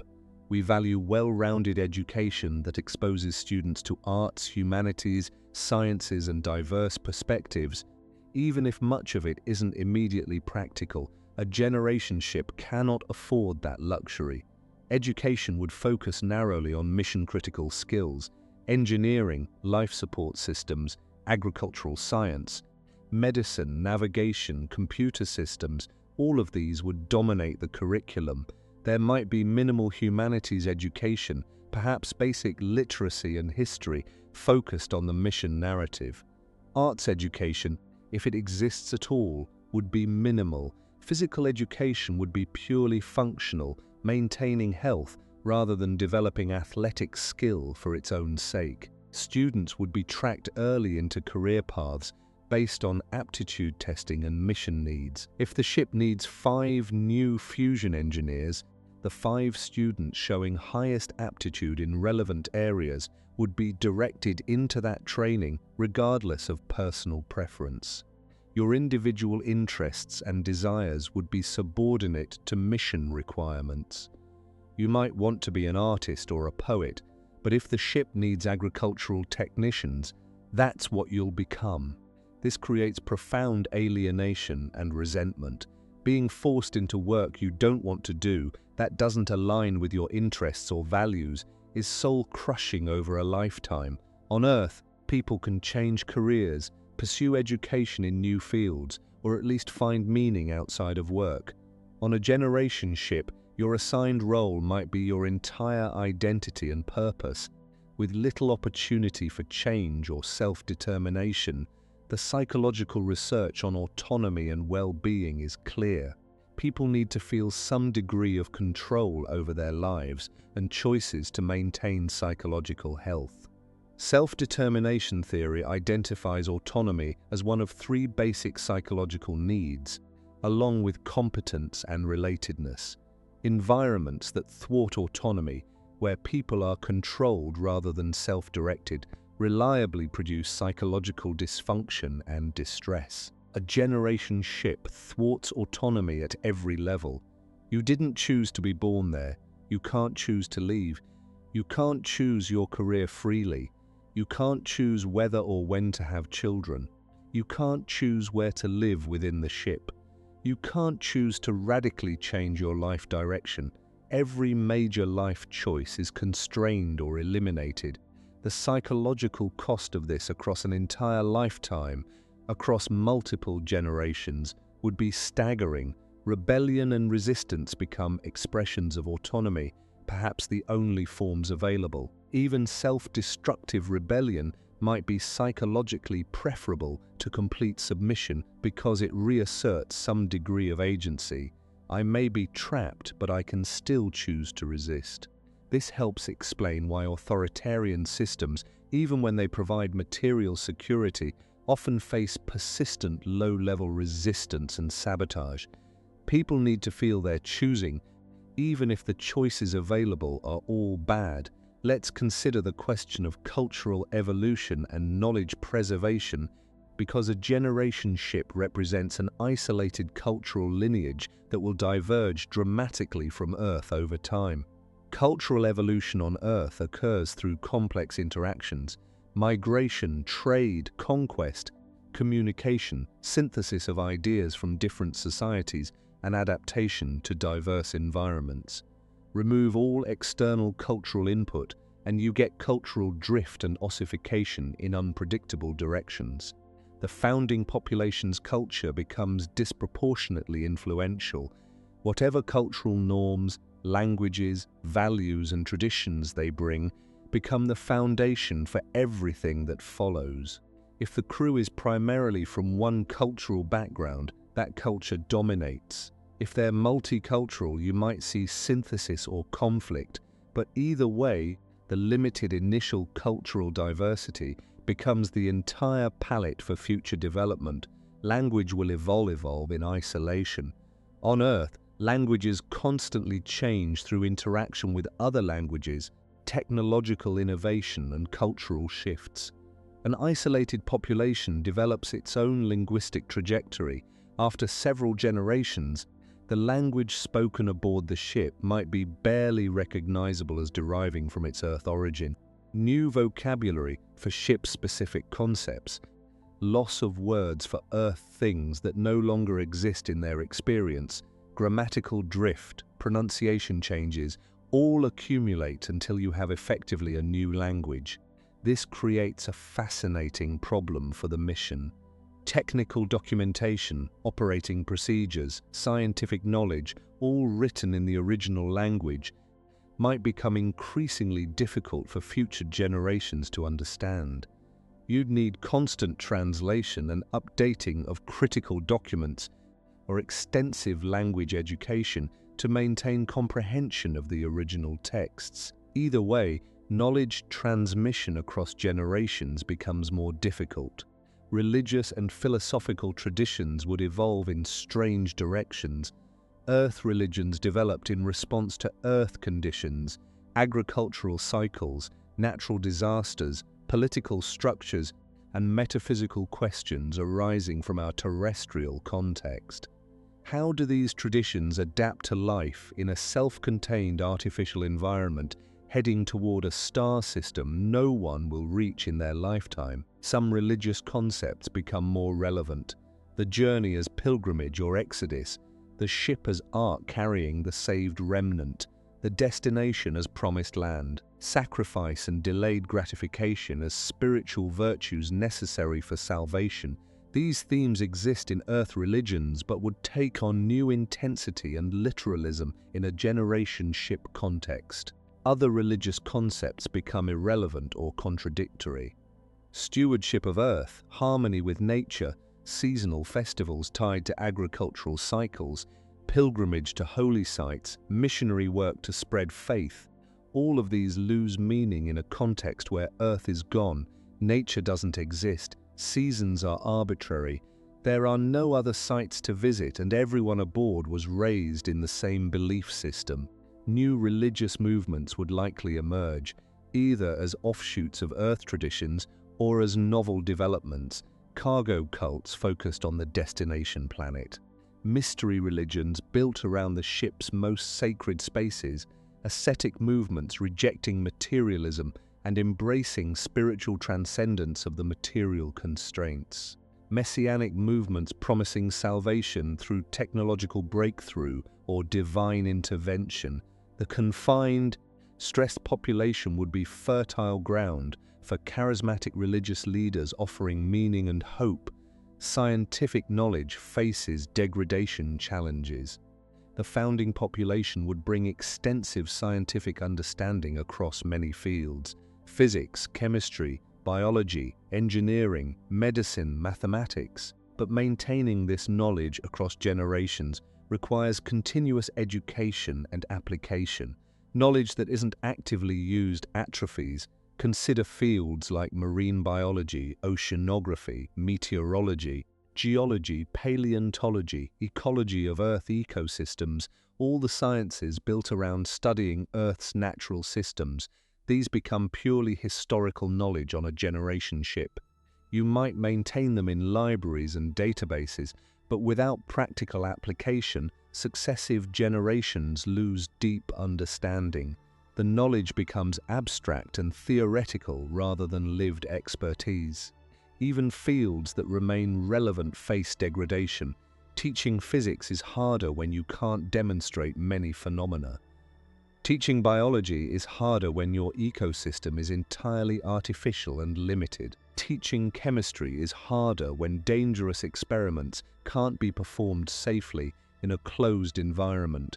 Hands-on experimentation and discovery, which drive scientific understanding, become constrained by safety concerns. The scientific method itself might be undermined. Science depends on questioning established knowledge, proposing alternatives, testing hypotheses, and accepting results even when they contradict expectations. But a generation ship might require such rigid adherence to established procedures that questioning them becomes dangerous. "We've always done it this way" becomes a survival imperative rather than a cognitive trap. If critical ship operations depend on following procedures exactly as specified, encouraging a mindset of questioning and experimentation becomes risky. You need operators who follow protocols precisely, not scientists who wonder if there's a better way and experiment to find out. The culture of curiosity and skepticism that drives scientific progress conflicts with the culture of obedience and conservatism that keeps the ship running safely. This creates a knowledge paradox. The ship needs scientific knowledge to function, but the conditions aboard undermine the cultural and methodological foundations that create scientific knowledge. You might see a shift from science as active inquiry to science as received tradition. The textbooks and databases contain the wisdom of the ancients, the founders, and this wisdom is preserved and applied, but not questioned or extended. Technological knowledge faces similar challenges. The ship represents the pinnacle of human engineering achievement at the time of launch. Maintaining these systems requires understanding them, and understanding them requires documentation, education, and hands-on experience. But as systems age and are repaired or modified, the original design documentation might not match the current reality. This is a known problem in long-lived complex systems on Earth. Nuclear power plants, aircraft, industrial facilities all accumulate undocumented modifications over time. Institutional knowledge about how things actually work resides in the minds of experienced operators, and when they retire or die, the knowledge can be lost. On Earth, we can sometimes reverse engineer systems or bring in outside experts. On a generation ship, neither option exists. You could see knowledge collapse where future generations maintain the ship without truly understanding how it works. They follow procedures that work but can't explain why. They replace components when they fail but can't design new ones. They've become cargo cult engineers, going through motions that produced desired results without comprehending the underlying principles. This is particularly dangerous when facing novel problems. If something breaks in an unexpected way, cargo cult knowledge can't generate innovative solutions. The operators might not even recognize that something is wrong until catastrophic failure occurs. Real understanding versus procedural knowledge is the difference between adaptation and rigidity, between resilience and fragility. Historical knowledge about Earth and the mission's origins would become mythologized over generations. The first generation knows Earth directly. The second generation knows Earth through their parents' stories. The third generation knows Earth through grandparents' memories filtered through parents' retelling. By the fifth or sixth generation, Earth is ancient history and the stories have been polished into legends. Details get lost, simplified, or changed. Motivations are reinterpreted through the lens of current concerns. Events are dramatized or moralized. The complex, messy reality of why the mission was launched, what Earth was actually like, and what the founders hoped to achieve gets transformed into foundation mythology. This isn't necessarily bad. Myths serve important social functions, but it represents loss of accurate historical knowledge. The mission's purpose might be reinterpreted by successive generations. Perhaps the founders left Earth to escape catastrophe, but their descendants come to believe they were chosen by divine will to spread humanity to the stars. Or perhaps the mission was originally framed as exploration and expansion, but descendants reinterpret it as exile or punishment. The meaning assigned to the multi-generational sacrifice profoundly affects how people experience their lives. Cultural products like art, literature, music, and entertainment would evolve in strange directions, shaped entirely by ship life. Earth art responds to Earth experiences. Natural beauty, human social complexity, historical events, diverse cultural traditions. Ship art would respond to ship experiences. Confinement, mechanical beauty, social intensity, mission narrative. You might see development of art forms particularly suited to the constraints. Music that works in confined acoustic spaces. Visual art that maximizes impact with minimal materials. Literature focused on interior psychological states, since exterior adventure is impossible. Performance art and theatre that explores the tension between individual desire and collective necessity. These could be profound and beautiful, but they'd be utterly alien to Earth aesthetic traditions. Entertainment becomes crucial for psychological survival in monotonous environments. Humans need narrative, play, aesthetic experience, and social ritual. A generation ship would need to dedicate resource to entertainment despite its apparent non-utility, because populations deprived of entertainment develop serious psychological problems. But what forms would this entertainment take? Earth entertainment often involves vicarious experience of things we can't do ourselves, adventure stories, romantic dramas, exploration of dangerous or exotic situations. Ship entertainment might focus intensely on these, since ship residents are even more constrained than Earth audiences. Virtual reality, if the technology exists, becomes psychologically essential, providing experiences of nature, open spaces, freedom, and adventure impossible in ship life. But virtual reality and immersive entertainment also carry risks.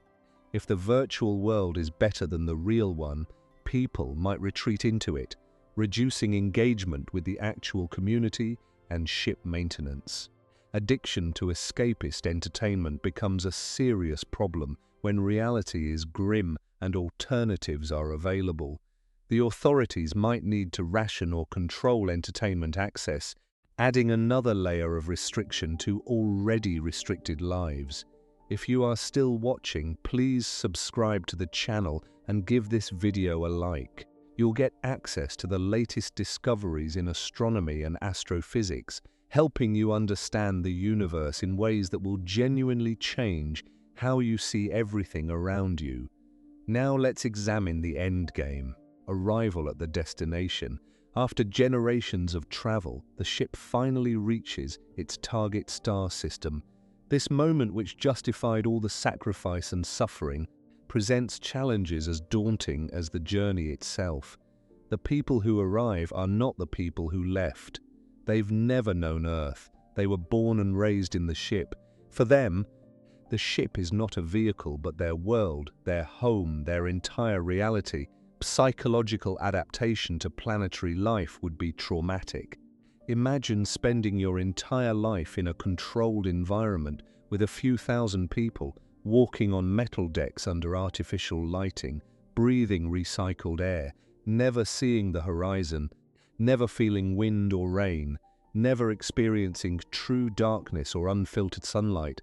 Then suddenly you're expected to transition to a planet with open sky, weather, vast spaces, variable gravity, likely different from the ship's rotation, uncontrolled biology, and distances measured in kilometers rather than meters. This would be overwhelming. Some people might be unable to adapt psychologically. Agoraphobia would be common, the fear of open, unenclosed spaces. The sky itself might be terrifying, an infinite void overhead with no ceiling to contain it. Weather would be unpredictable and potentially frightening. Native biology, even if non-threatening, would be alien and disturbing after lifetimes of controlled, sterile environments. Some arrivals might prefer to stay aboard the ship rather than descend to the planet. The ship is known, familiar, safe. The planet is alien and frightening despite being the nominal destination. You might see conflict between those eager to embrace planetary life and those resistant to leaving the ship. The mission assumes everyone wants to colonize the planet, but generations born in space might not share that assumption. Physical adaptation would also be challenging. Even if the ship maintained Earth-normal gravity through rotation, the planetary gravity would feel different. If the destination planet's gravity is significantly different from Earth's, the arrivals would face serious physiological challenges. Higher gravity would be exhausting and potentially dangerous, straining cardiovascular and musculoskeletal systems adapted to lower loads. Lower gravity might seem easier initially, but causes long-term health problems. Immune systems adapted to the ship's limited microbial environment would face alien biochemistry. Even if the planet's life is fundamentally compatible with human biology, which is uncertain, it would present novel pathogens or allergens. The arrivals might face plague-like die-offs as their immune systems struggle with alien biology, or they might contaminate the planet with Earth microbes that devastate native ecosystems. creating ethical and practical catastrophes. The social structure that enabled survival during the journey might be completely wrong for planetary colonization. The rigid hierarchy, centralized control, and restricted freedoms that worked aboard ship become inappropriate and oppressive on a planet with room to spread out and resources to exploit.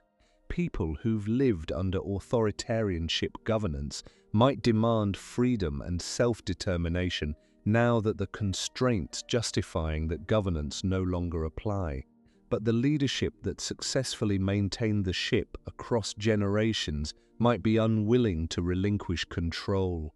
They might argue that the colony phase requires continued centralized authority, that the mission isn't complete until a stable colony is established, that the same discipline that brought you across the stars is needed to survive on an alien world. This creates potential for violent conflict between authoritarians and liberationists at precisely the moment when unity is most needed. The knowledge and skills emphasized during the journey might not match the needs of planetary colonization. The ship needed engineers, life support specialists, and systems operators. The colony needs agricultural pioneers, construction workers, explorers, and ecological adaptation specialists. The education system that produced generation after generation of ship operators didn't prepare people for open-air farming, building structures in variable weather, exploring unknown terrain, or adapting to ecosystems rather than maintaining artificial ones. Cultural values developed during the journey might be maladaptive on a planet. Generations raised to conserve every resource, to accept tight restrictions, to value conformity and obedience, to suppress individual desires for collective needs. These values made sense aboard ship, but could stifle the initiative, risk-taking, and adaptive creativity needed for colonization. You'd need a cultural revolution at exactly the moment when your culture is most stressed by environmental change. The question of what to do with the ship itself would be contentious. Some would view it as a sacred artifact, the ark that carried humanity across the stars, to be preserved as monument and museum. Others would see it as a resource to be stripped for materials needed to build the colony. Still others might want to keep it operational as refuge in case planetary colonization fails. Each position has merit, and the choice reflects competing values and visions for the future. If the ship is preserved, it requires resources to maintain it. Who pays that cost? If it's stripped for materials, you destroy your only means of leaving the planet if colonization fails or proves undesirable. If it's kept operational but minimally maintained, it gradually degrades until it can't function as refuge. There's no clearly correct answer, only trade-offs between preservation, practicality, and insurance against failure. The destination star system might not meet expectations. The mission was planned based on observations made from Earth decades or centuries before launch. Those observations were limited by distance and technology. What looked promising from light years away might prove disappointing up close. The planet targeted for colonization might be less suitable than hoped. There might be unexpected hazards. Other planets in the system might be better targets. This creates agonizing decisions. Do you settle the initially targeted planet, even if it's suboptimal, because that was the mission plan? Or do you exercise judgment and target a better world if one exists? If the better world requires more travel, do you ask people who've already endured generations of confinement to remain aboard while the ship repositions? What if there's disagreement about which world is better? The mission might simply fail. The planet might be uninhabitable. The star system might contain no suitable colonization targets. The technology for establishing a self-sustaining colony might prove inadequate. Resources brought from Earth might be insufficient. Critical equipment might fail at crucial moments. Any number of things could go wrong, leaving a shipload of people stranded in an alien star system with nowhere to go and no way home. This is the ultimate nightmare scenario. Everything was sacrificed for nothing. Generations lived and died in confinement to reach a destination that cannot sustain them. They can't return to Earth. The journey took too long. The ship can't make the return trip. Earth might not even exist anymore. They're trapped in an alien star system, watching as supplies dwindle and systems fail, knowing they came all this way to die. The psychological impact would be catastrophic. The meaning that sustained people across generations, we suffer so our descendants can live on a new world, collapses. The sacrifice was pointless. The mission failed. How do you maintain social cohesion and prevent complete breakdown when the fundamental purpose of your entire civilization proves to be impossible? Some might advocate desperate measures, attempting colonization despite known hazards, radical genetic modification to adapt to marginal environments, suspended animation while hoping for rescue or waiting for conditions to change, or even mercy killing of the entire population rather than slow death from resource depletion.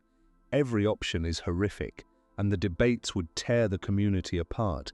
Even success contains profound sadness. The people who arrive are not the people who left, and the world they reach is not the world they left. Everyone who made the decision to launch the mission is dead. Everyone who remembers Earth directly is dead. The arrivals are colonists of a world they've never seen, ambassadors of a planet they've never visited, representing a species they know only from history and genetic heritage.